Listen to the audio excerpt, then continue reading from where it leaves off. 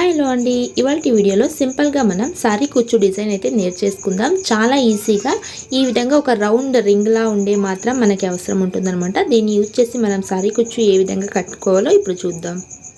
Channel first time చూస్తే subscribe చేసుకోండి, పక్కన ఉన్న బెల్ ఐకాన్ని క్లిక్ చేయండి. అలాగే వీడియోకి చూస్తూ ప్లీజ్ ఒక లైక్ చేయండి. మీరు లైక్ చేస్తేనే ఇలాంటి మరిన్ని వీడియోస్ చేయడానికి నాకు ఎంతో ప్రోత్సాహాన్ని ఇచ్చినట్టు ఉంటుంది. ప్లీజ్ వీడియో చూస్తూ ఒక లైక్ చేయండి, ఓకేనా? ఇక లేట్ చేయకున్నట్టు ఈ సారీ కుచ్చు డిజైన్ ఎలా చేసుకోవాలో చూసేద్దాం. చూడండి, ముందుగా మనం ఈ విధంగా రౌండ్ షేప్ బీట్ అయితే తీసుకున్నాం కదా. ఈ బీట్స్ వచ్చేసి మనకి రెండు వైపులా కూడా హోల్స్ అయితే ఉంటుందన్నమాట. ఈ విధంగా చూడండి, చిన్నగా హోల్స్ అయితే ఇచ్చుంటారు. ఇలాంటివి మనం సారీ కుచ్చు నార్మల్గా మనకి లైనింగ్ దొరికే మెటీరియల్ దగ్గరే దొరుకుతుందండి, దాన్ని తీసుకోవాలి. అలాగే ఒక్క కుచ్చుకి నేను 1.5 ఇంచ్ గ్యాప్ అయితే పెట్టుకున్నాను.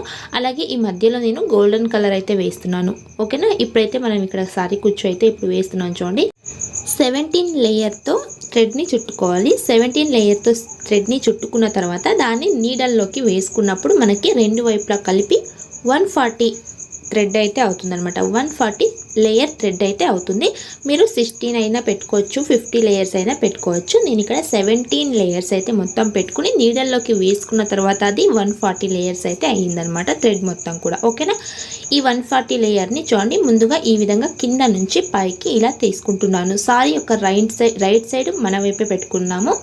ఇలా కింద నుంచి మనం థ్రెడ్ని తీసుకున్న తర్వాత ఇప్పుడు చూడండి, మనకి 140 రెండు కూడా 280 లేయర్స్ 280 థ్రెడ్స్ అయితే ఇక్కడ అయ్యిందనమాట. మళ్ళీ ఇక్కడ చూడండి, ఈ కింద నుంచి మళ్ళీ థ్రెడ్ని ఈ విధంగా తీసుకోవాలి. మళ్ళీ ఈ విధంగా తీసుకుని చూడండి, మళ్ళీ ఇలా మనం ఫోల్డ్ చేసుకోవాలి.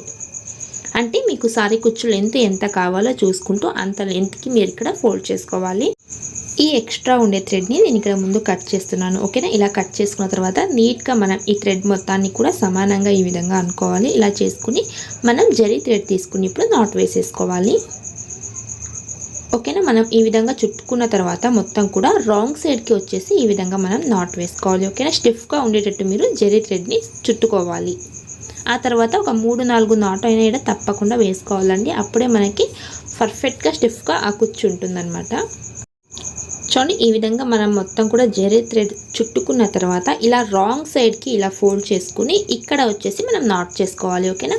నాట్ వచ్చేసి మనకి అప్పుడు రాంగ్ సైడ్న ఉంటుంది, రైట్ సైడ్న వచ్చేసి మనకి ఫినిషింగ్ అనేది చక్కగా కనిపిస్తుంది.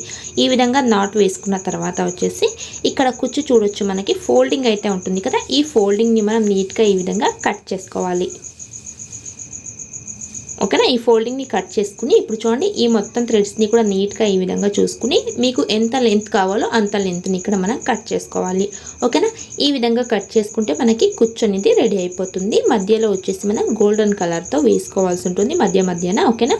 అలా వేసుకోవాలి. ఈ రింగ్ ఉంది కదా, ఈ రింగ్ని చూడండి, మనకి ఆల్రెడీ ఒక హోల్ అయితే ఉంది కదా. ఇప్పుడు నార్మల్ థ్రెడ్ని తీసుకుని సేమ్ కలర్ అంటే మరూన్ కలర్ తీసుకున్నాను. నార్మల్ థ్రెడ్ తీసుకుని కింద నుంచి పైకి ఈ విధంగా చేసుకోవాలి.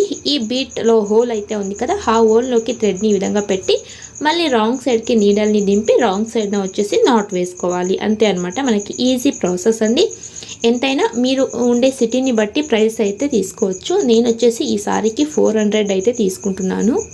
సేమ్ ఇదే విధంగానే మనం మొత్తం కుచ్చుని కూడా కట్టేసుకోవాలి. ఫ్రెండ్స్, చూసారుగా ఈజీగా సింపుల్గా మనం సారీ కుచ్చు డిజైన్ ఎలా కట్టుకున్నామో. ఈ వీడియో నచ్చితే ప్లీజ్ ఒక లైక్ చేయండి. మన ఛానల్ ఫస్ట్ టైం చూస్తే ప్లీజ్ సబ్స్క్రైబ్ చేసుకోండి, పక్కన ఉన్న బెల్ ఐకాన్ని క్లిక్ చేయండి. ఇలాంటి వీడియోస్ మీకు నోటిఫికేషన్లో వస్తుంది, ఓకేనా? మరొక వీడియోతో మీ ముందు ఉంటాను. Thank you for watching.